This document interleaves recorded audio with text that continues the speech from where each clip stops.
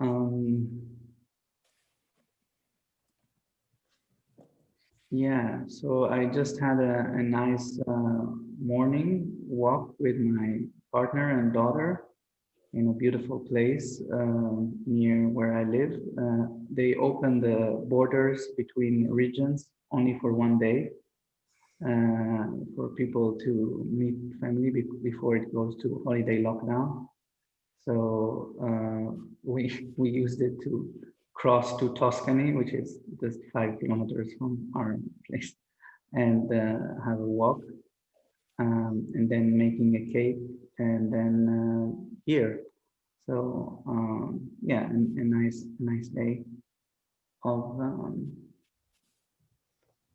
sunny winter day, and I'm sending it to Betsy. Thank you. I think like sort of fatigue and general like tiredness is sort of what is enveloping me today. End of a session, a term in school where I teach, and like the hustle of getting, we don't do grades, so they're like long commentaries all out for all the kids, and you know, entering month, who even remembers, of the United States being a really scary and terrible place for COVID. And so life kind of being turned upside down. And so I'm just kind of crawling right now, but I'm crawling. So I'm still on my hands and knees. I haven't like hit the ground yet. So happy to be here with you all. And I'm going to send it to Greg. Thank you, Betsy. Everyone. How's things going here? Well, like I was also teaching up until Friday, and it's been just quite quite full on. I'm looking forward. We've now got a break for 2 weeks, and I'll have to do a little bit of teaching prep in that time, but I'm trying to keep it to a minimum. I didn't switch on my computer. This is the first time I switched on my computer today, which was like very intentional. Because yeah, I just want to have some space. I was cycling around the streets today, Sunday here in London. They're really quiet. The government announced something they probably should have announced a long time ago, like weeks ago, that before they were sort of saying they'd lift COVID restrictions for Christmas. But now they announced London's moved into tier 4. They had they had 3 tiers, like depending on the severity, with different restrictions in different parts of the country. And now they invented a new level yesterday called level 4, and we're in it. And basically they've been advising people that they could visit their relatives and do lots of Christmas kind of things. And now they've taken all that back. So a lot of people are quite upset about that. But I was just expecting to have a very, because I always do have a very kind of quiet time at Christmas with just my husband, and usually visit family in Ireland just after Christmas. But I don't know if that's not going to happen this year, I think. Some European countries have banned people traveling from the UK. Holland announced they weren't letting people travel yesterday. So I'm kind of glad I didn't make any plans. And actually what I just really want is like quiet times, walking. So yeah. And I'm also glad to be here. So hi, everybody. And I'm past this. I don't know who's been in already. So Alexia? So, Betsy, I'm feeling it too. My goodness. Tennessee, we are #1, not only in the US, they're telling us in the world. I don't know. That and I don't think that's me. Okay. We're probably going to be the first state that orders extra body bags and has no restrictions. That's how we are here in Tennessee. So it's living like literally everybody's out. There's traffic. People are doing Christmas shopping. It's like the normalcy. They're trying to still have it, but everybody's getting sick. Like people are just infecting each other. So that's what the atmosphere is like. And so, yeah, so yesterday I didn't feel that great physically, and I wonder how much was just everything going on, because I feel great this morning. So it's really good to be here. I wish I was like Uri and could say I went to Tuscany and took a walk. For an American, that just sounds the most romantic thing ever. Like, woo, that's my dream vacation. And you just described it. So, okay, I pass the ball to Deborah. Woo! Hello, everyone. How are you? Well, very happy to be here. Sorry I missed the last session. I had like very busy weeks. Actually, I'm really happy this weekend. I'm in Argentina. I managed to travel from Spain to see my family. So I'm here at my parents' house today. I arrived yesterday. Yeah, I was like just, doubting, is that the right thing to do, but still it was a long time that I didn't see them. And I was like the open window to travel. So I took it and I'm here. I just crossed the ocean and I'm here. I had a lovely morning. I woke up very early because I'm still having the jet lag, but I had for breakfast a homemade cake that my mom cooked for me yesterday in the garden. It's sunny here, it's summer. Even though it's not really hot, it's quite cold for being summer, but still, garden, birds. My parents live outside the city, so it's a very quiet place. And I've been doing a lot of writing this morning, so I had a pretty good morning here with my family. So, and now I'm very happy to be here with all of you around the world. So I will pass it to Natalie. Thank you. Today it's the first weekend for 1.5 months. It seems like a weekend, so it's just a bit chatting about the job. That's it. And I need to make a ficha today. We are going to have performance soon, so it's like okay, but it seems like weekend. Yeah, I was yesterday. We have this, the main New Year tree in some square in the center, and I was really like frustrated because it was a big crowd, a lot of people, no masks. It's on the street, but still there is a lot of small shops you can buy wine and etc. and food and presents. But this seems like last year, previous year, nothing changed. What? And we have from the 8th of January this not full lockdown, but a lot of places will be all closed or some limited to have access. And I was like, okay, what is going on? Why? Like, it's like so strange for me. I don't use mask on the streets because it's not obligatory, and I usually keep a distance. But in that crowd, I need to have a mask because somehow for me it's not safety, let's say. Yeah, and I just wonder about the decision that our government have about this. Why do we need to close everything in 2 weeks? I mean, in the 3 weeks, let's say, if now we have this open space sharing process, that's weird. Yeah. And I pass the ball to Tamsin.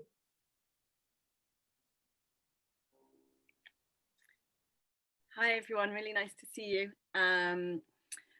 Sorry, I'm coming in a bit late. Is this a general check-in or is there a particular? Okay. It's nice to be arriving here. Yeah, lots of talk. I'm hearing lots of talk around the different COVID and seasonal things going on. I don't know if Greg has spoken yet, but here in London, as you may know, we've just had we've been catapulted unexpectedly into a higher level of lockdown over Christmas, and it's kind of the messaging is quite confused and confusing in different regional things. So yeah, it's interesting, but also the sun is out and that makes a big difference.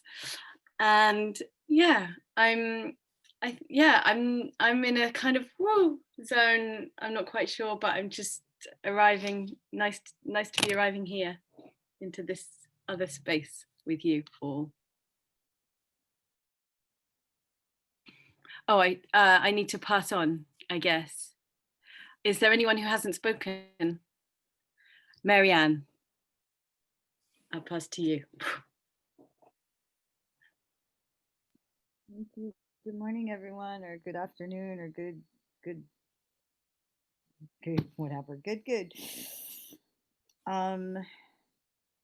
Yeah, I feel a little bit. I have a little sniffle, and it's like every little sniffle, it's like, oh my God, am I like gonna kill somebody? I know. And I just feel like my brain just is in this constant state of like between all my healing friends that have like, decades of healing practices, and how, our response to this is just so not in line with what our bodies do. And then my other sciencey friends that are also healers, but in the science world. And I'm just so surrounded by so many different, very passionate points of view. And just, I feel like the cognitive dissonance is just like, everybody's happy that we have a new president in the United States, but his cabinet is like just another war hawk. Like, it's like, yeah. So I come to you this morning in that state of feeling really overwhelmed by the absolute contradictory realities that we live in. And I'm so happy to see your faces and looking forward to playing. And I guess I pass it back to Yuri. And I pass it, I think, to Jolene.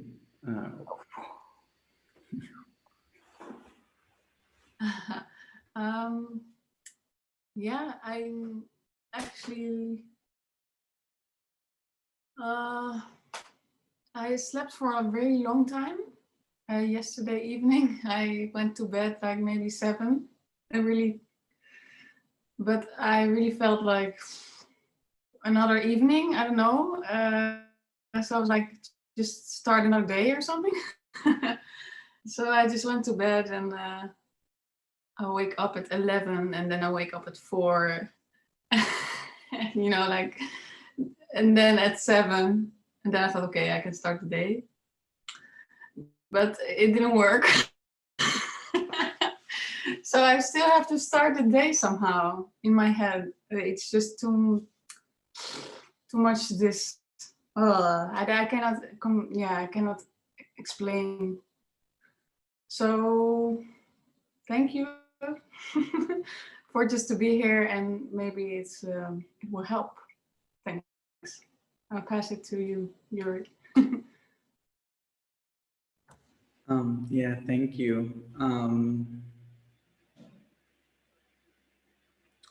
So, like I said before that we had a guest on Thursday, and we're going to try to kind of more or less do the same flow. Let's see if we get to the dream mapping as well, or at least to fill into that. So we're going to start maybe just with noticing our body. So however we're sitting, it could be, just noticing our own sitting, and kind of noticing our being here now. So we're just noticing ourselves sitting and paying attention to the back of the body, kind of feeling the strong back, feeling the presence of the back.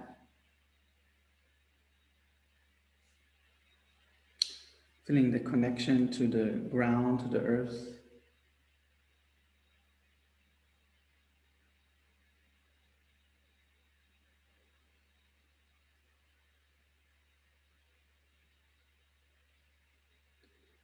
And the eyes could be either closed or it could be open, and then kind of a soft gaze, maybe slightly downwards facing. Just feeling our being here now, noticing our bodies, resting, breathing.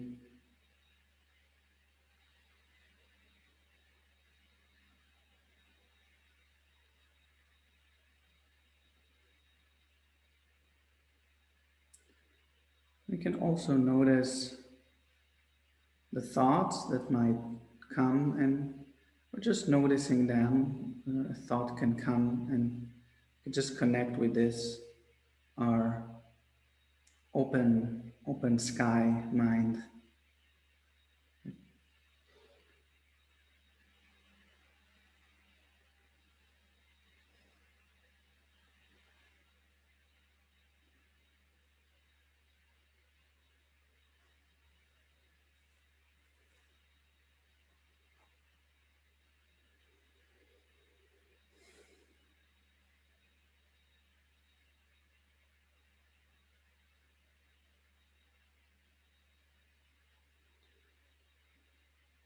And we can also notice if there is a movement in the body, we can just allow that movement.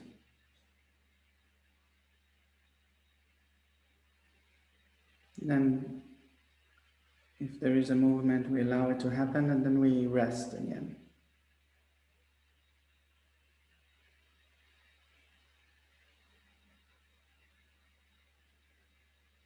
Movement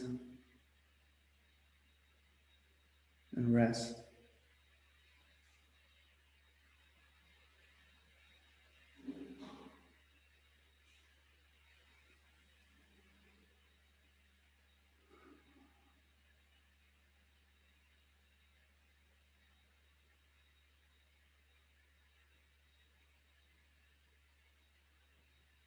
Movement and rest.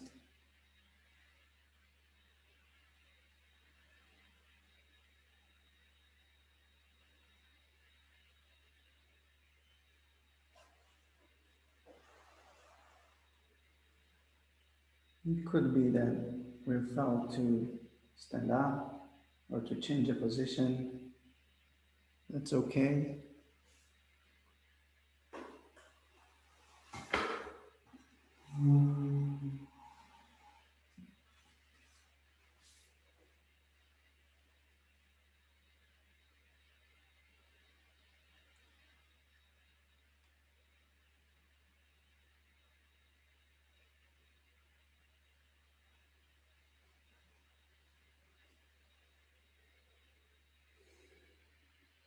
Simply allowing the body to do its thing, giving enough time for the moments in between, this resting moments.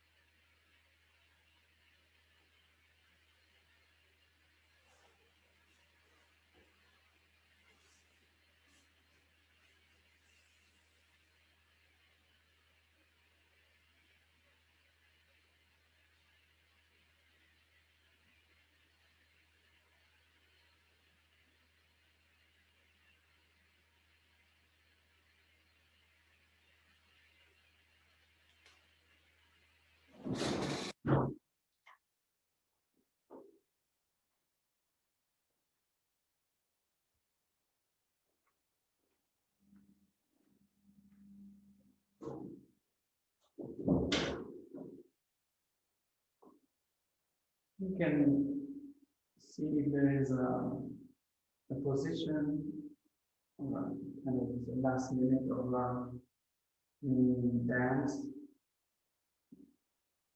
You can see where it wants to end.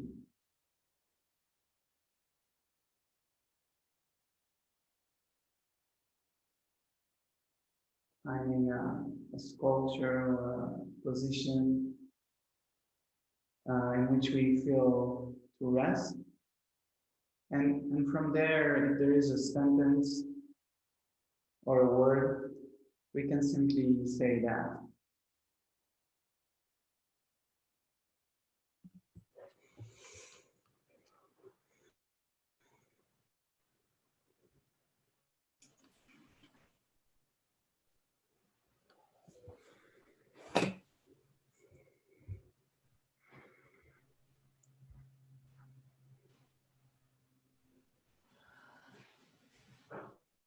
Resting my hands on the center.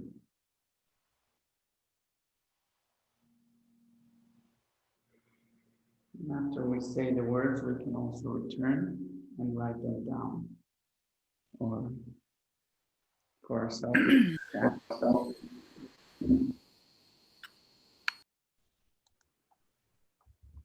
The rightness of just being.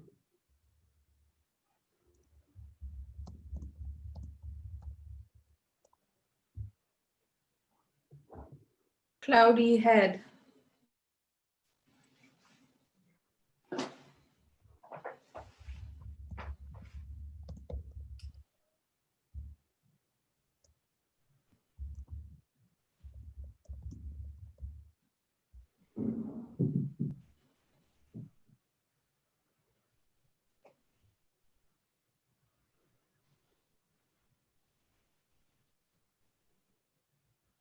If you haven't shared your words and you feel like sharing them, you can say them or put them in the chat.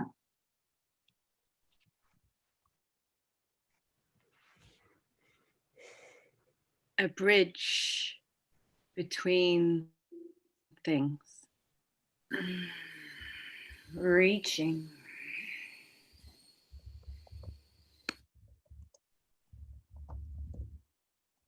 People who rant against cancel culture just cancelled Christmas.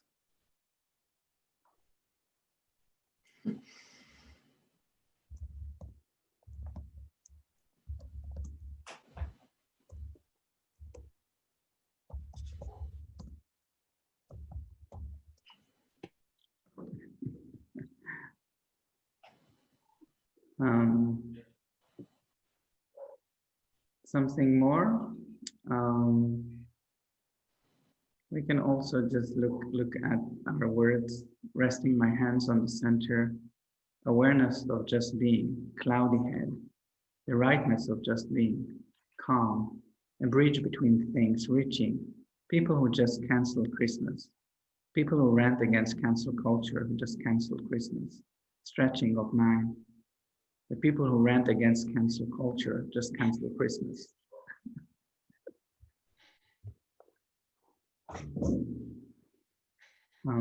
Yeah, I just saw a film last night. It's pretty good actually. It's the man, Dickens, the man who invented Christmas. It's a pretty good, pretty okay film, and it has some elements of this. He writes the Christmas Carol with Scrooge. That's that story. It's the story of that story. So nice story.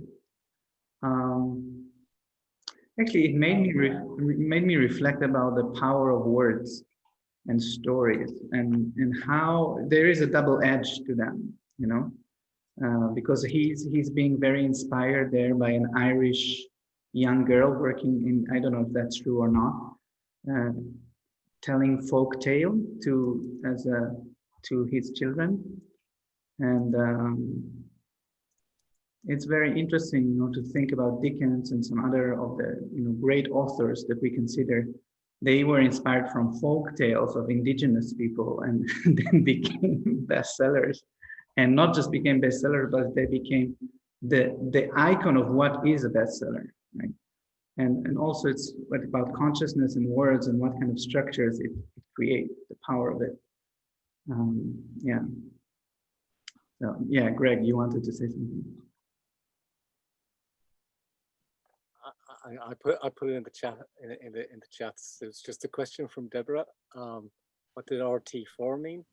And RT4 is what my cat wrote when he walked across the keyboards. Yeah, maybe. So we have non-human contributors as well. Yeah, I thought that maybe it was a just specific concept. I say, oh, I don't know. I'll ask. Cats are very good in social presence in theater. You can see when Arawana is doing calls, a lot of times her cat moves around. You can see the cats are very good in presencing energy. They like it. They're doing it all the time. That's if you want to find the best place in the house, go see where the cat is. That's the best temperature, most comfort, and they're extremely aware of the social body as well. They have very keen perception of that. Yes, so yeah, I wanted to introduce duet. I don't know, Deborah, can we demonstrate together? Okay, and then we do that. So duet is a practice that we do in twos. Sometimes we do it in threes, but we still call it duets. And it's basically what we did now. So we did this stillness and movement, but we're doing it together. So we can start from sitting now or another position. It's easier, we have more space when we're standing. So we just take a position and then one person moves and stays, and then another movement arises. It's frozen, right? What? Yeah. Yeah. Okay, so that's another way to stop is to get your computer to freeze yourself so you're in a very still image. So we're just going and there is a movement, okay. Stillness, movement. It's gone. Wait, let me try and do something about that. Is this better? Yes. Okay. So we're just going to alternate movement and stillness. And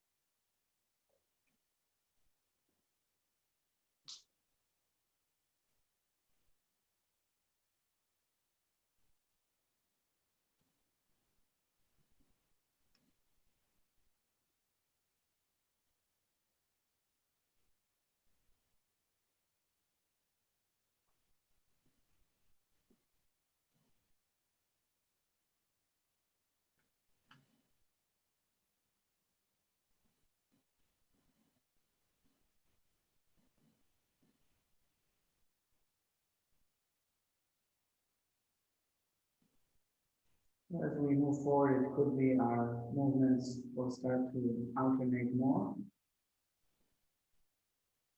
And you just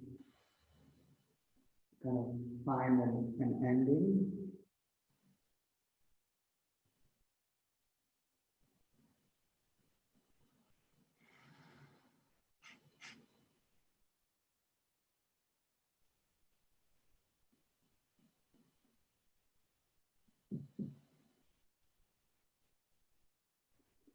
Yeah, I think that will be enough for now.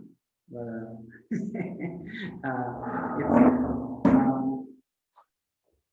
so I think people from Theater of the Oppressed will recognize something similar to Complete the Image, only that it's fluid, and it's this our teacher Arawana speaks of this Japanese term called ma, which is negative space. It's the pause in the middle between the movements. And it's also the space, it's the empty space inside things that makes them. And it's the sense of spaciousness also, and a pause. So there is like a real value into that the space is not empty actually. The space is full. So this space, this pause space, is actually full of meaning, and it has kind of allowing that somehow to appear. So there is this ma and moving. So there, and of course, like, how do you know? You know, if at some points I was not looking at the screen, and just kind of need to feel into that and try and see, and if the other person didn't finish, that's okay also. But we're just kind of allowing and then allowing. It's something also to some allowing of dissolving of what's supposed to be the next movement, but rather what is. The way we're going to do it, and it's the same way we did it with Heather, it's an experiment, is that we're going to go to breakouts, and I'm going to switch the breakouts. So we're going to do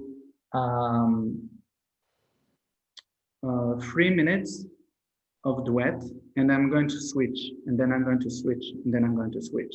So we're going to be starting with someone, and then we're going to switch 3 times. And it's 3 minutes, 3 minutes, 3 minutes. So I will be trying to do it as smoothly as possible, but the way it works is kind of, there is a second there between your movement and someone else arriving. So it takes like a second there, and I'll try to use the broadcast messages to warn you that I'm starting the switch. And maybe the mid time, like 1 minute before the end of your current duet, right? That sounds okay. Cool. So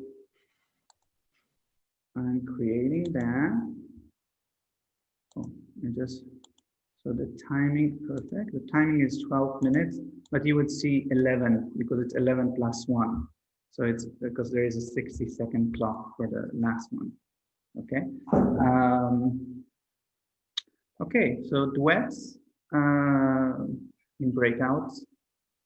And sorry to interrupt. Can I just do a quick check?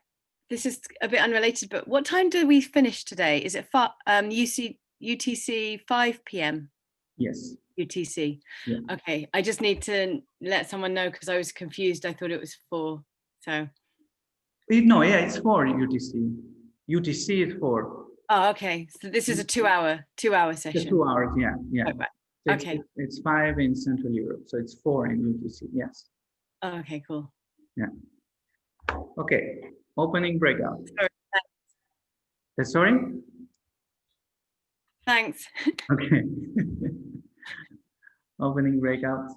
If you have like a difficulty, I will be here to send you back to the room or something. Okay.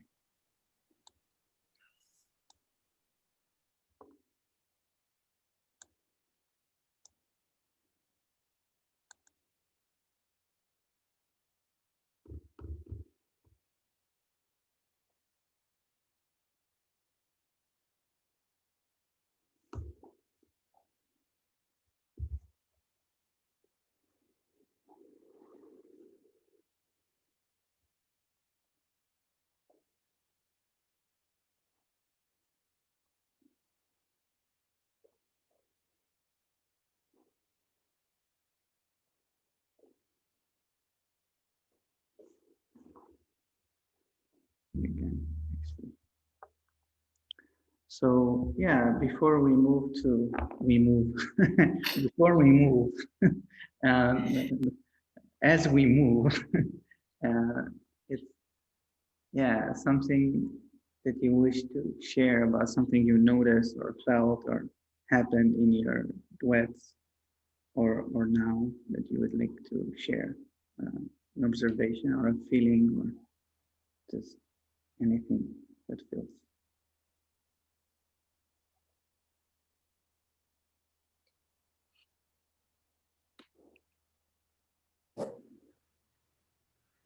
I have had months of pain in my right knee, and it's hurt a lot. It hurts when I walk, it hurts when I do things. And today I was standing on one leg on my right knee, on my one leg on my right foot, but with my knee holding the weight, and it didn't hurt, which was kind of amazing and exciting. A little bit dangerous maybe, but it felt good.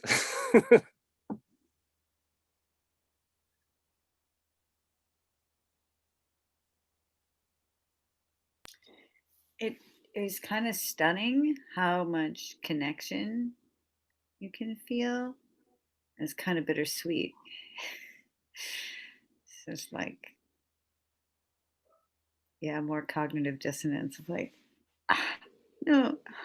So bittersweet.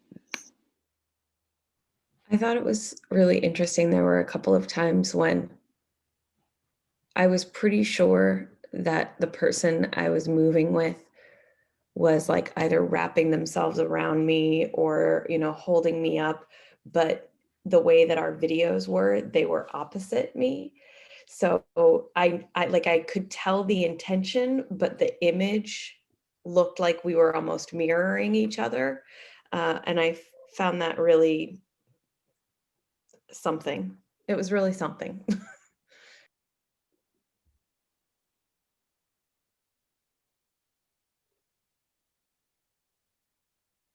Yeah, I agree. I hear that. Yeah. It's really interesting that the spaces sometimes feel like they could merge. Like, yeah, it's it's echoing what everyone said really about the connection across these space.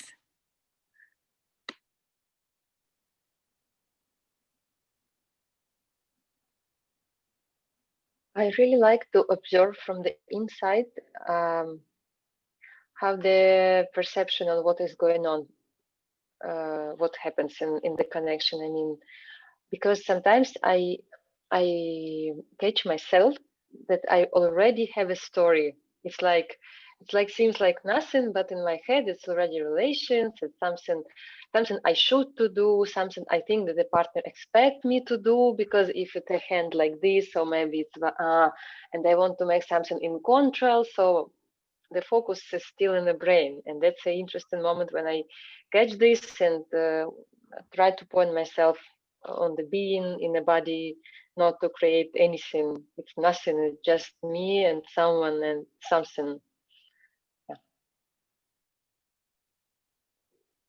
Yeah, I can relate to that, Natalie. At some point, I was a bit struggling sometimes to think too much, and like, okay, now I do this, and then I do this, but then I hit myself again, like, no, I just have to be present, and then we see what's coming, and that works a lot. So nice, thank you.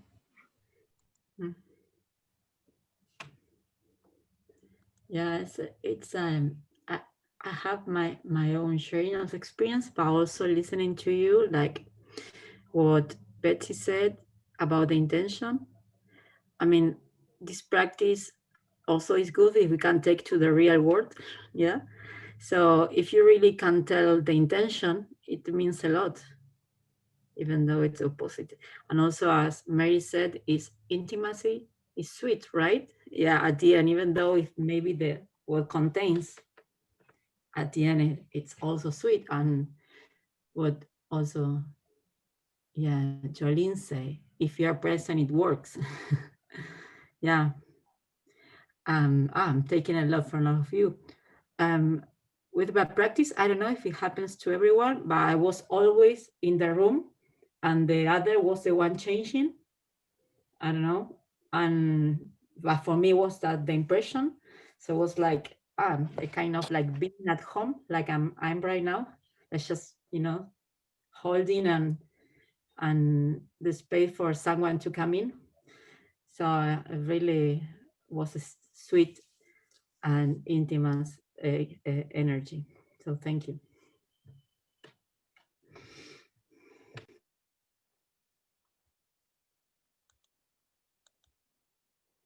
Yeah, the way I try to do it, I sometimes I get mixed up in the middle when I do the switching. It's like, this was, because I'm trying to avoid people being in the same room again. So I'm moving one line of people and then one line of people stays, but then sometimes I miss it. So then something else happens. Then but it is kind of like there is exercises like in the real world scenario. There is a series of exercises of two concentric circles in which one circle moves and the other circle stays, which is kind of like that. And so it's interesting what you're bringing and how is it different to be holding that space or being moving between spaces, so if that is experienced differently and if what way, is it different, or yeah, so I'm curious with that. Yeah, also it was like a kind of expectation to see, oh, who is coming next? Just waiting for the next person to get in. And it was really exciting. I really noticed that and I enjoyed it a lot. Like being there, just waiting for the next person. I was one of the people who like went into different rooms, and I also had that like similar anticipation, but like, what am I going to drop into? Because when Uri, how do you pronounce your name? Well, actually say it's Uri, but not a lot Uri, yeah. Uri. When we got the directions, I didn't quite I couldn't quite understand what he meant by some people. There'll be a pause between movements, and when I got into the rooms, I saw that there was a movement like waiting for me, and I was like, "Ooh," it's like, so it was this cool kind of re-energy to the game, and it felt exciting to like drop into somebody else's room, if you will, and engage with them differently. And it's not usually something that I feel particularly comfortable doing, but it felt really easy to just kind of like pick up and play. So I had the same kind of anticipation, but from the opposite side. Yeah, also Betsy, you were twice with me. And when you came in for the second time, I said, oh, it's Betsy again, nice.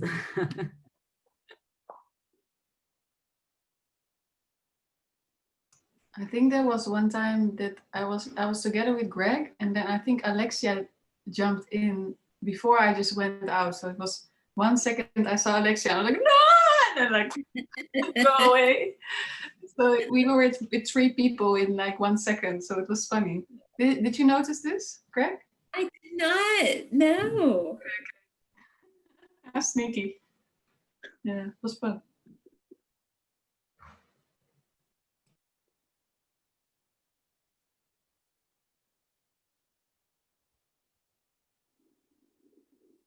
Yeah, and there are a lot of other possibilities. When we did the Joker exchange, we did it with everybody co-hosts and people were moving themselves, which is another thing, and I was in it wasn't an SPT thing, but it was more a deep conversation space, and they were moving us, but they didn't let us know. So you just kind of were kidnapped. It was a great space, but it was really weird sometimes. It was like we were in the middle of a sentence, and then like a wormhole, kind of yeah. So yeah, but it's something like the in between, you know, it's the randomness, you know, blessing of randomness somehow. Um, mm. Um, Ooh. Yeah. I like our poem. Very nice poem.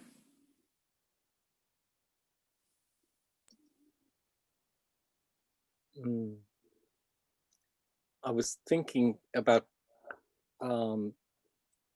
Uri, when you were talking about being pulled from room to room and thinking about technology and thinking about Zoom and thinking about it does favor, you know, it's like this technology is built for people who sit at their desks, and it does favor like kind of head and shoulders, and it's like a challenge to stretch the technology to kind of take in the rest of the body, to actually get out of the chair and start moving. You know, it also made me think about, like, I'm working from a desktop, you know, maybe if I put the desktop somewhere else in the room, could it have given me more range? But I think the technology isn't neutral. The technology does, it have an inbuilt inertia or tendency to like head and shoulders. And it's something that we're kind of like trying to stretch a bit here. Like really, like as in stretching ourselves. Like, but I don't know, just a thought.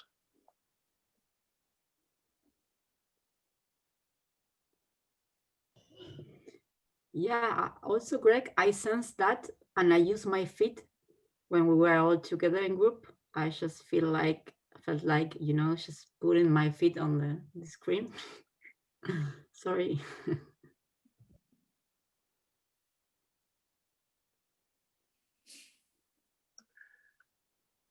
always feel a bit naughty when I bring my feet into the picture.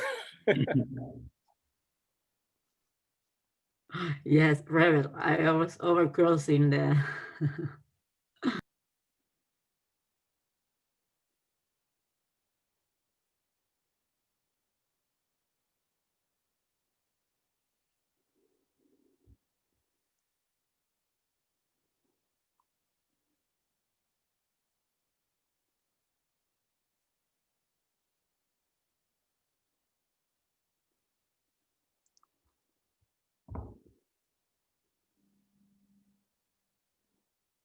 So you know, I feel that one of the blessings of doing this SPT work online and discovering it and being in this period of time teaching online is that it gives me a certain series of forms of sculptures of things to do in which I deliberately open the space to not pay attention to the screen as much.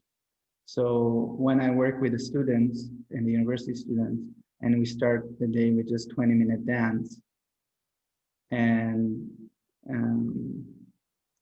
I say to them, and I say to myself, you know, you can close your video and audio and just start lying on the floor and just move from lying on the floor to sitting and standing and moving.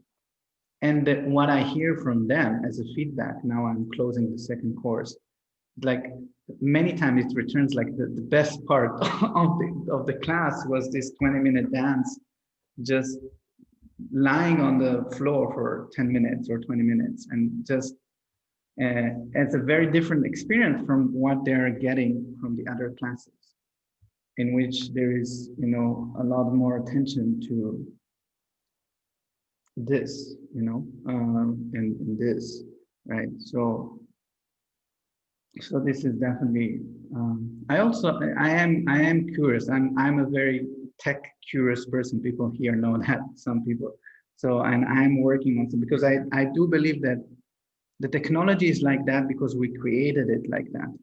It doesn't have to be. We can create a body-enabled technology if we if that's what we want, it's technology is created by human beings to serve a purpose.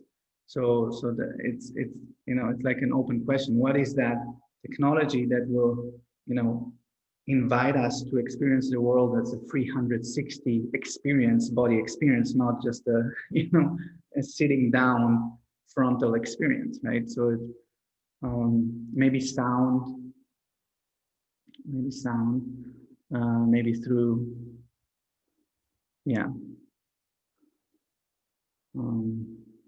Yeah, so definitely. And I made a little drawing as people were in the breakouts. This is it's a flow art. My little scribing thing.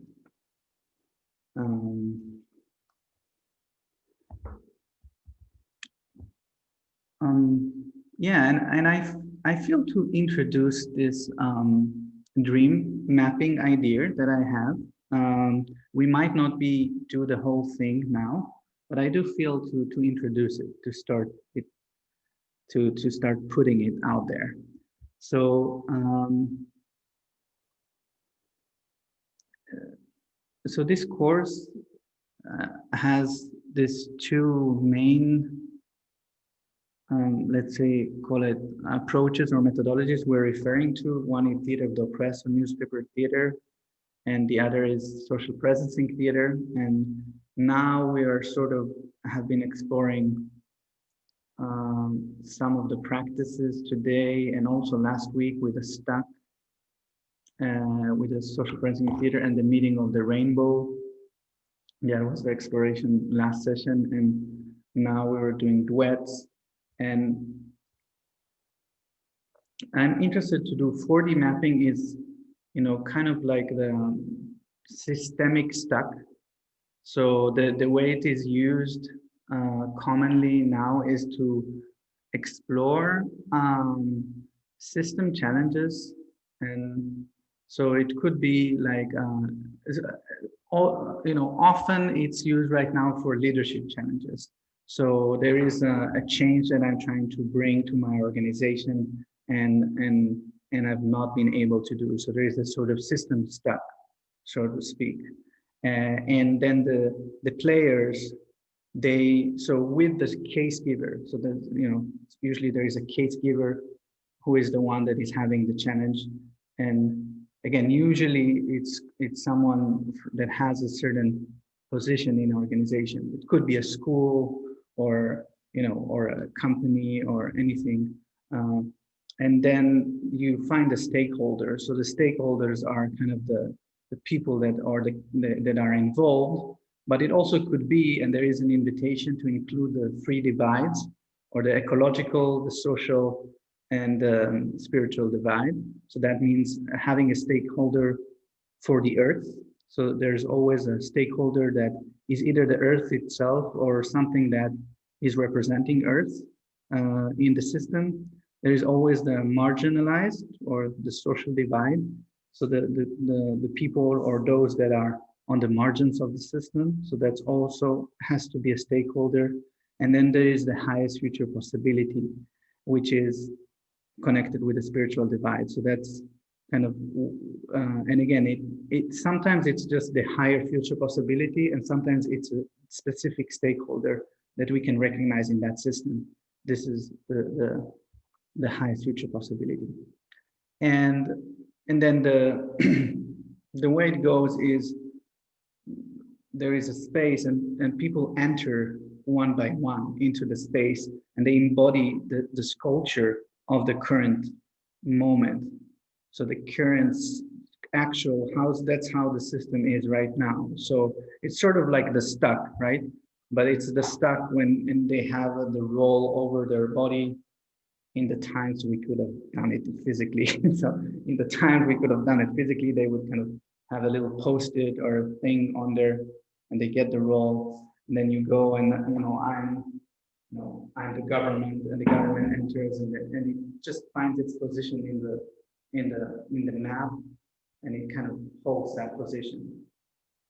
And then there is a sentence, the first sentence. I feel that, and it's the idea is that it comes from the position, not from what I'm thinking about it. And then the other roles enter and we create a little sculpture. And then there is a feeling into that space of not knowing. And there is a movement that begins. And it could take a second or 1 minute, or usually it's not very long, like a few minutes. And then there is a sculpture too. And this sculpture too, then there is also a sentence for each of the stakeholder, which comes from that sculpture too, which is not the solution. It's not the solution or the ideal situation, but it's just what wants to kind of happen next. Being very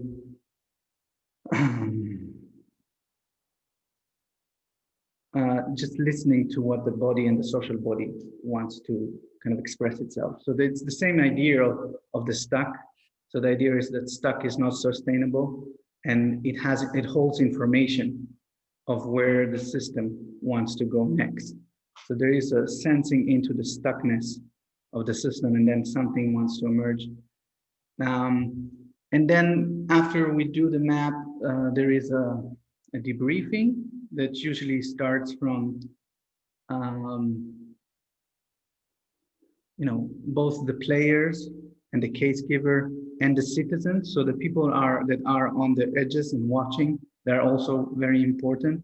So the way that also Arawana keeps phrasing about theater, that theater is the place from which you watch. So the theater happens. So the importance of the quality of witnessing of the audience, let's say, is very important, because it's co-creating that moment. So the citizens, this is the people on the edges that don't have a role, they're also going to contribute to what they saw. And the players also what they felt and saw in the map, and then the case giver as well, what they saw and felt in the and the question sometimes would be around where did the movement begin from? What was the shift? A shift. There was a shift. There was a shift. There is a lot of curiosity about shifts, and about the shift is there are moments that the system is seeing itself, that the me and the we. So there is a we-ness for that shift. So there is a moment, there is usually a shift when you move between the 1 and 2 in which something kind of clicks. And then after that, it really changes. So there is a lot of curiosity on that shift. So yeah, I will share after this session today a video with the 4D mapping exercise as presented by Pressing Institute.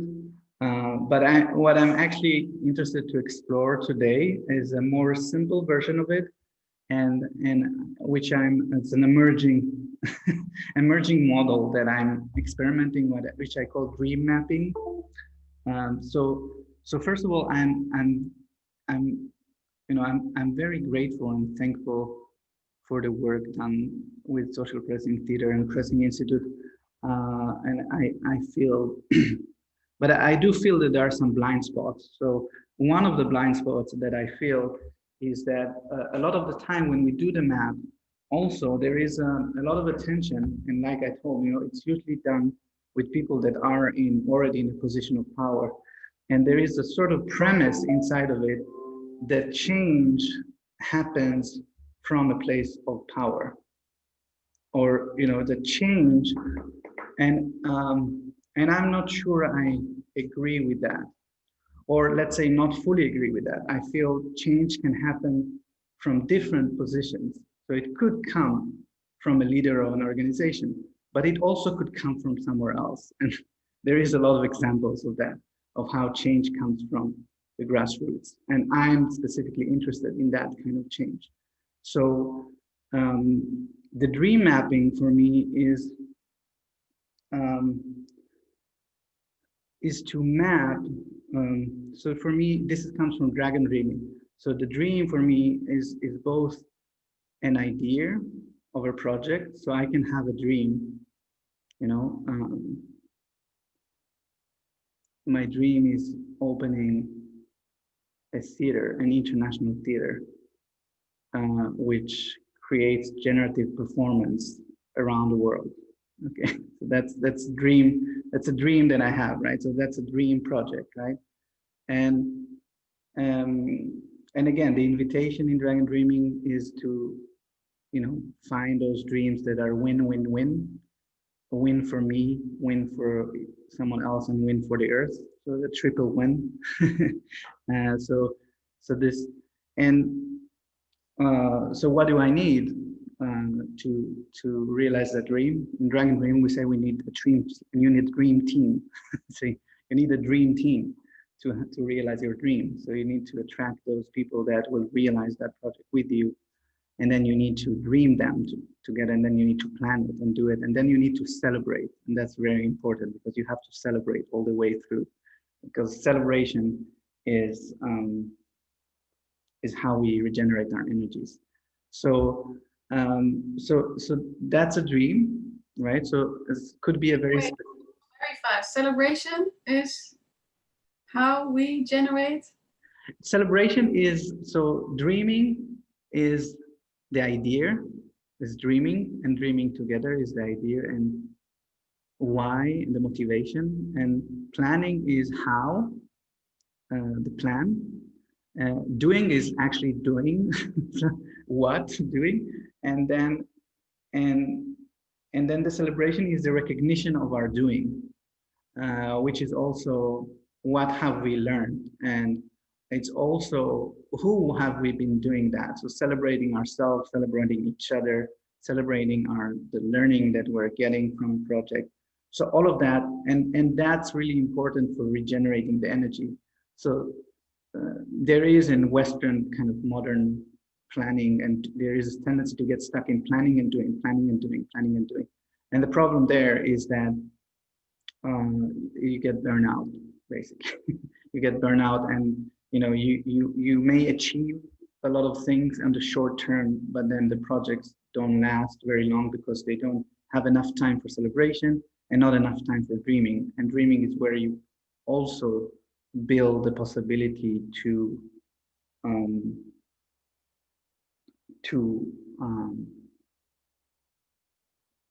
feel connected to what you're doing together as well. So having the dream be collective, that's also something you can do in the dreaming and not so much in the planning and the doing part, or it's more difficult. So allowing time for dreaming and celebrating, 25% of the time for celebrating. That's one of the catchphrases of Dragon Dreaming. You know, at least 25% celebrating, and throughout, you know, so celebrating throughout the process, not just in the end. I like it. What? You like it? Yeah. Yeah. So when I was in Senegal, in Wolof, energy and celebration is the same word. That was a great discovery. The word for celebration is the same word for energy in Wolof. So that was a great, and one of the greatest things that happened in my first journey to Senegal was that discovery, and the way we discovered celebration, and the people I worked with discovered celebration and keep like kind of which is in their blood and in our blood, but then like really giving it a permission and a space.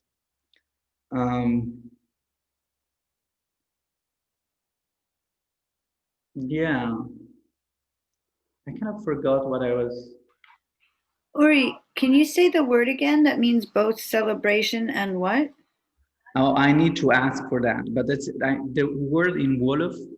I need to ask for that because I forgot that. Oh, I just remember that it's the same word. I don't remember the word. for celebration and energy is the same word. Energy. oh, energy. Yeah. Got it. Thank you. I will ask my Senegalese friend about that word and I'll send it to you. And yeah. Oh yes, yeah, we're speaking about dream mapping. So what I want to try out, and again, we might not do the whole thing now because it does take some time. And I do want to share this mural board. Oh, wait, I need to connect my mouse. So this has the definition of spaces. So this is ma, negative space, wa, relational space, and ba, knowledge mobilizing space. That's my notes. But it has also this place in which I'm thinking to do a mapping of a dream. And the way we can start with that is the stakeholders map. So first we need to find what are the dreams we are mapping. Then we're going to find the stakeholders of the dream. And then we're going to look into mapping the playing space of the dream. And then the seeds and the shifts. So this is like an experiment of using mural. The problem that we have when we do mapping a lot of the time on Zoom is that we don't have this, where are we in the map? So this also is an idea to, as we're embodying that, we can kind of say, oh, I'm here, right? So we can move our position. And we have a scribe, so we have a scribe that will help do that. And yes, so I forgot why I'm sharing that. That's just to say that I was preparing that. Okay, and I realized that it's going to be hard to do the whole map and in 30 minutes, but maybe I want to start with the stakeholders actually, and what are the dreams. So, and the way I want to do it, I want to go back to the breakouts, and this time we're going to do it with speaking, and it's going to be 1 minute each, or 1 minute and a half each, and 1 minute and a half, one is speaking, the other is listening, and then we switch. And what you're saying is like your dream. What is your dream? What is the dream? And you know, it could be that you already have a very clear dream. It could be that you never thought about it, and that's okay. You just listen to what comes out of your mouth, or you just be in silence. So that's also great. That's another way. And the other person is just listening. And then we switch.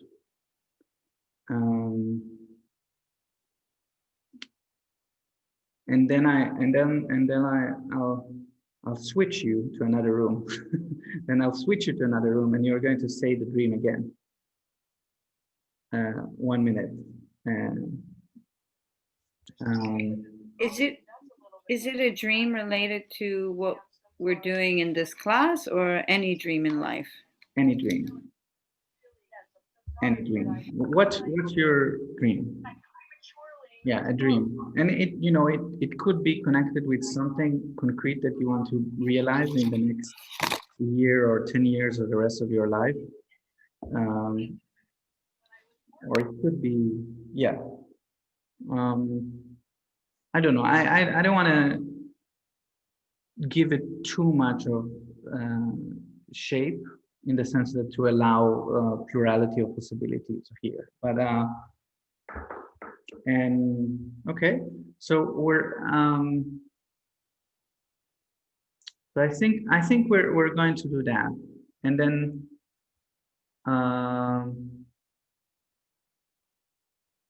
you know what? No, just because of the time, and I don't want to do a closing. So we'll do one. So there will be just one pair. I'm not going to switch. But then after what I'll do, I'm going to move 2 pairs to the same room. So you're B4, right?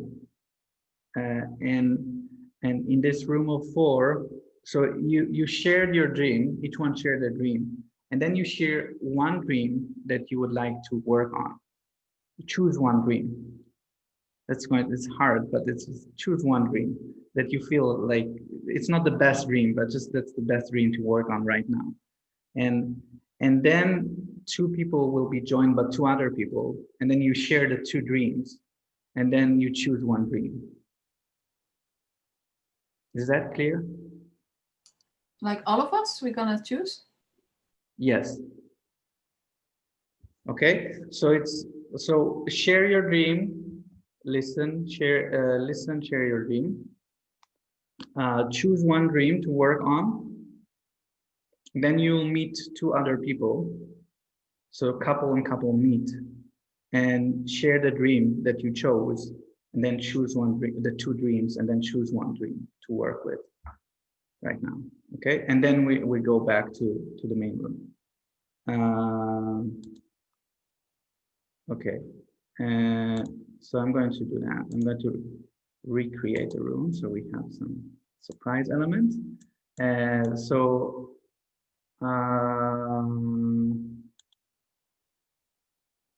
yeah.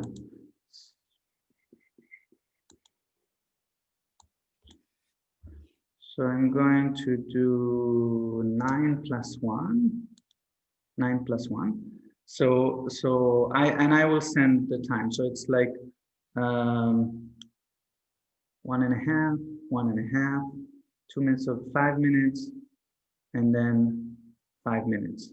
So it's 5 minutes plus 5 minutes. So 5 minutes you will be in 2, and then in that 5 minutes you share, listen, share, listen, and choose. And then you will be with the other pair and you share, listen, share, listen, and choose. Okay.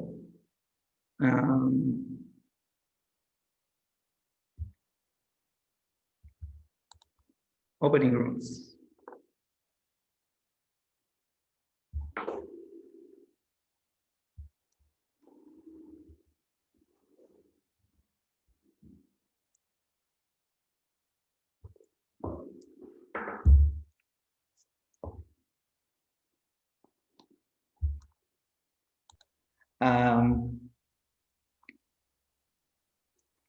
Yes, you know, I think it's sometimes we try to pressure and getting the concrete idea before we have the sense of the idea.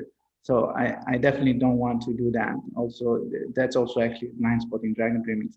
I feel that that's okay to start with the world we want to create, and then finding the container for that. That's absolutely fine.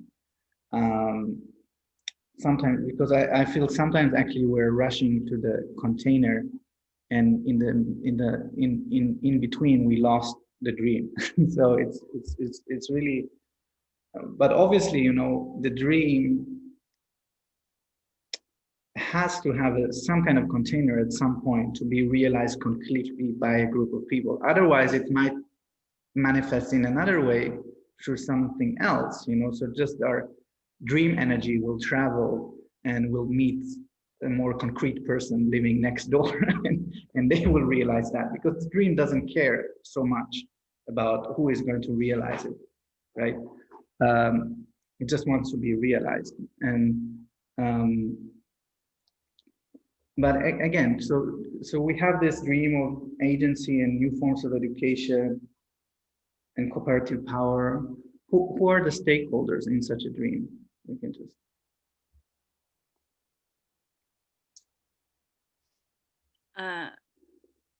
I think maybe the learners. I feel like there may, if there was a more concrete direction, I don't know if this is me imposing it, but it might be a kind of alternative structure to like a university. That would, or I might be totally putting that on, but definitely some of the stakeholders in one person's dream were like current university students, but I think also regular people in community who care about the world and maybe are excluded from the corridors of power, or just overwhelmed, or need, want something different. I might be a stakeholder? So I wrote for now, learners, university, community, people who care, and I as possible stakeholders. Yes. Clarifying question about stakeholders. And I don't know if this is my misunderstanding or what, but whenever I've engaged with questions about stakeholders, usually the sort of snag there is that they're the people who currently hold stake in the thing that we are trying to change, so that it's not just about the people who are affected by it, like the people whose voices are being lost right now, but it's the fact that that at least in Greg's specific case, like his books, his curriculum is mandated from above, and like those are the stakeholders that we have to engage with in order to make that dream happen. So I think this is part of what you were talking about, Uli, before, but like it's about finding those places where you're going to have to convince somebody, right? You're going to have to dismantle something. And I don't know if it's both or my misunderstanding, but that's something that I'd love clarity on. Yeah, I'm not a stakeholder expert in the sense that I actually went into this whole system thing through the theory U and SPT, not some other people or many other people come from a more direct line with the organizational, and they come with their own vocabulary. I come with a theater perspective in a way to stakeholders. I love this idea that stakeholders are not necessarily, that sometimes stakeholders could be ideas even, the law could be a stakeholder. How do you communicate then with the law? Okay, and I think I feel that myself, that I'm interested to, I also see the value of being specific on that sometimes when you're actually in a system change process, and you kind of need to figure out who do you want to deal with, where is the conversation, because otherwise if everything is kind of conceptual, then it's going to be hard to then figure out who are the actual people that I have to talk to. So it's nice to have at least some of the stakeholders that are people that then I can have a conversation with. And I also like very much to think about that there are people that I don't usually speak with as well. And this comes from Dragon Dreaming and this idea that, so we have the dreamer, and then there is the dream team that creates the dream. And then there is a supporting circle. So the people around that are supporting the dream, but are not kind of actively dreaming. And then there are the outside world, which has also the resistance, the people that are resisting the dream. Okay, bye, Marianne. Yeah, we're actually done. We'll close now, but I'm recording also. So the idea is that when going to, so there is an invitation to go outside and to meet with the resistors, and then because they have information to make the dream better. So like even approaching that resistance if you would ask the generative question to the people on outside of your dream, then you will get the information to how to make the dream better.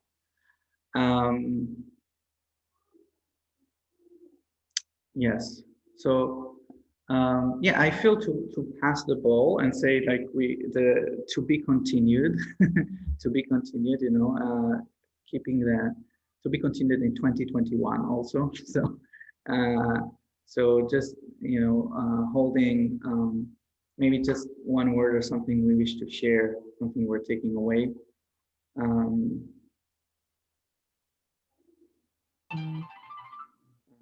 yeah, I'm taking this experimentation with you of dream mapping and starting it. So that's exciting for me. And I send it to Greg.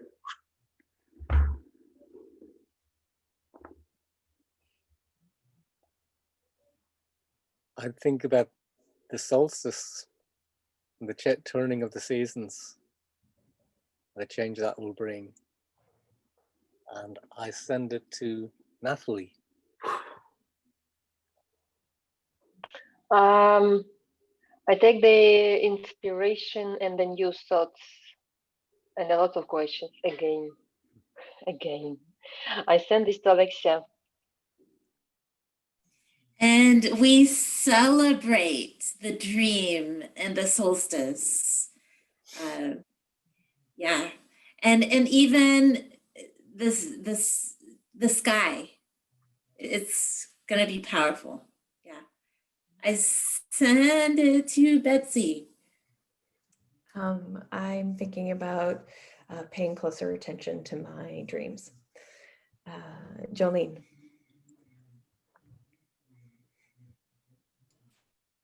I love the approach of celebration to everything, and I'm sending it to Tamsin. Yeah, I like that idea of celebration and excited to continue conversations that have started here, and sending it back to Uri. Yeah, thank you. And just Mary Ann that wrote, my beautiful full friends, happy solstice. See you on the other side of the age of Aquarius where the lights comes back, XO. And Deborah, I really need to leave now. I'm sure the dream will be the perfect one. I will see you next time. Nice to share this beautiful practice with you. Also welcoming in Awela that did not come today, and all our other friends that might join in the future. I'm preparing a guest for our next session, so let's see, finally this cohort will also have a guest. So, and yeah, happy solstice, Christmas, New Year, and the rest of it. Celebration.